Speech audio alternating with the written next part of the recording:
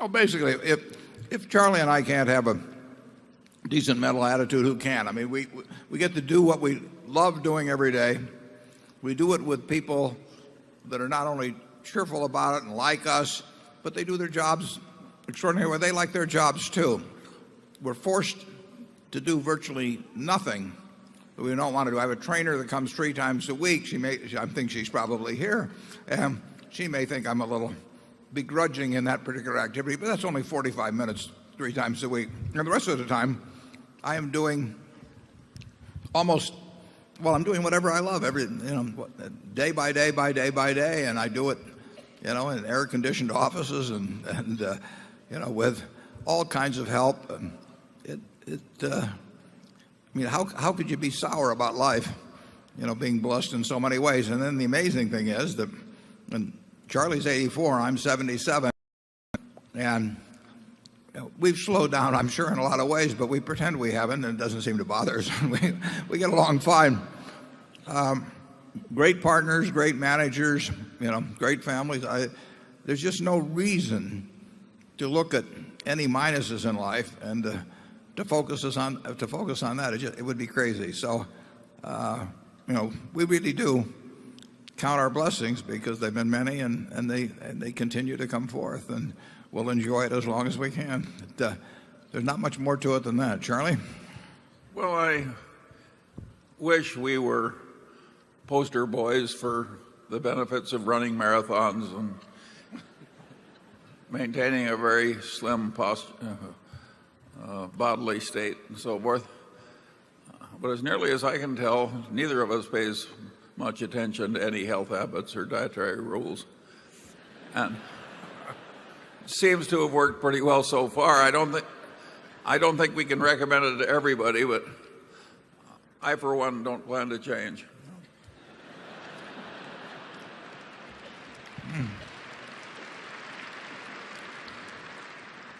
Really, from the moment we get up to when we go to bed at night, we get to do all kinds of things. We get this associating with wonderful people is about as good as it gets. And we're biased, obviously, but we think we live in the best country in the world and have all kinds of good things. I mean, just imagine.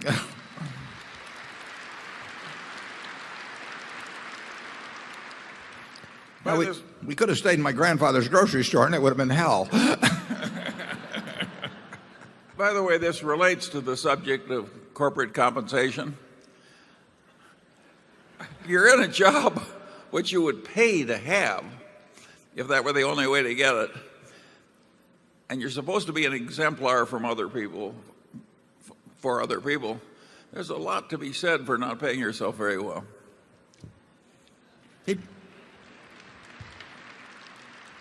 He points that out to me regularly.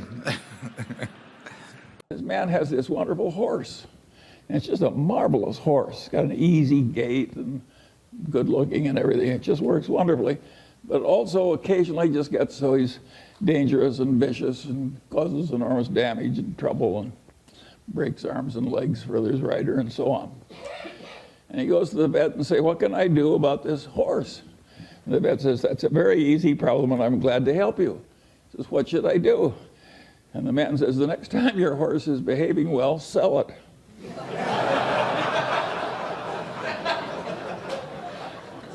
Well,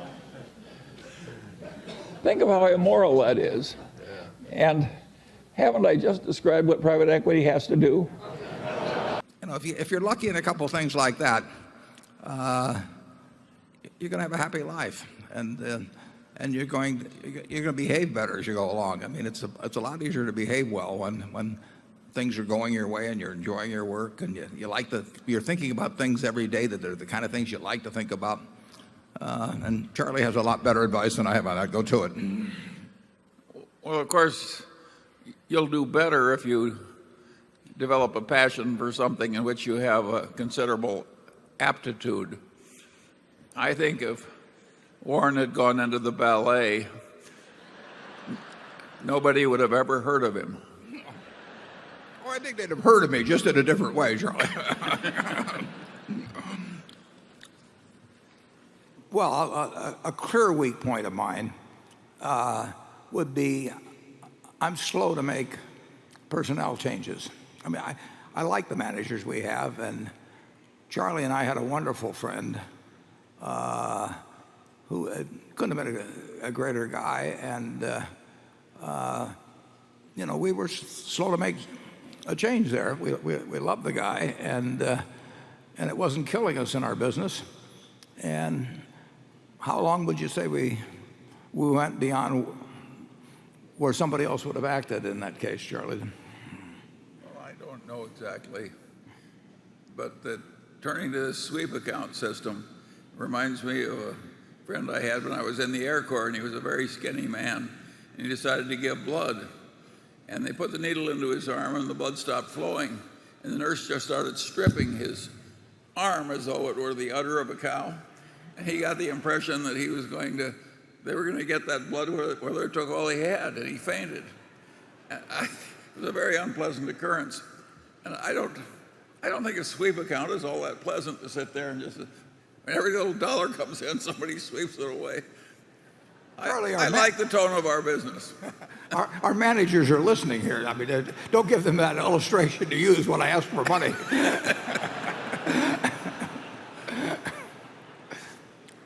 But I've seen people subject to Teledyne and Litton, and those people swept every dime every day, basically. And it was a little more economic, but it created a tone in the company which I think is less desirable than ours. We've waited too long on managers, though, sometimes, Charlie. Well, sure, you and I participated in taking one man directly from an executive chair into an Alzheimer's home. There was no... You're hitting a sensitive subject here, Charlie.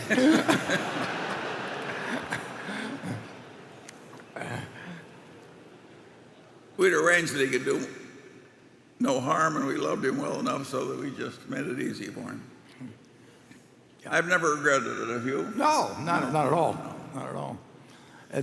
On the other hand, I want to be pretty careful. We will be slow, and there will be times when what you might call our lack of supervision over subsidiaries, we'll miss something.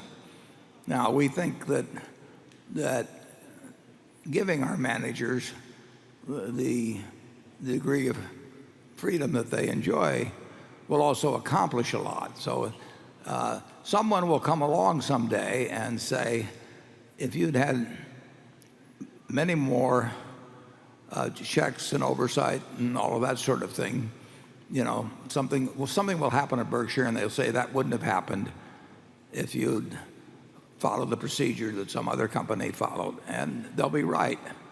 But what they won't be able to measure is how much on the positive side we have achieved with dozens and dozens of people, because we gave them that same sort of leeway. I mean, we operate differently in terms of the level of control and supervision. We don't have a general counsel's office at Berkshire. We don't have a human relations department at Berkshire. And that would be almost unthinkable to other companies. And we're not saying that's a 100% benefit in all ways. We think on balance it's a benefit. But when the downside of such a procedure shows up, people will say, well, you should have done it differently, and you should have been spending lots of money all over the years and restricting the activities more of your subsidiary managers and so on. And our reaction will be that they are wrong, but we will look bad in that individual case. Wouldn't you say that's true, Charlie?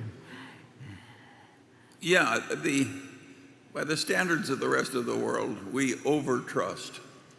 And so far, our results have been way better because we were carefully selected people because they were going to be overtrusted. And it's worked very well for us. And I think a lot of places work better when they create a culture of deserved trust. And that's been our system. And some people regard that as a weakness. And this modern accounting treatment, when everybody's measured on internal controls, I think it's going to do more harm than good.